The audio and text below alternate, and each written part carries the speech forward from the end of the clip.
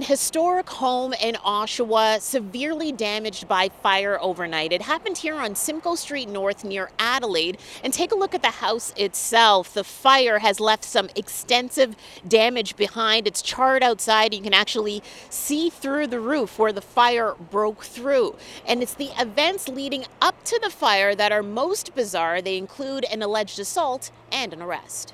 Our crews got notified by Durham Regional Police that they had a male that was barricaded in the residence behind me at 195 Simcoe Street North, saying he was going to light the house on fire and that he also had some weapons. Durham police were initially called around midnight for reports of a stabbing outside of the home. When they arrived, they found a male victim with minor injuries. A short time later, another man was locked in a standoff with police.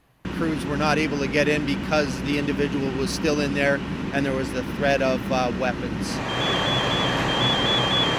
When negotiations with that man failed, investigators say he jumped out of a window and was eventually arrested. By then, fire was raging through the home, which was once owned by Robert McLaughlin in the late 1800s. The horse carriage manufacturer and former mayor of Oshawa's family was integral in building the city and bringing General Motors to town. It was a grand house in its day, and it was being used, I believe, as a rooming house recently. We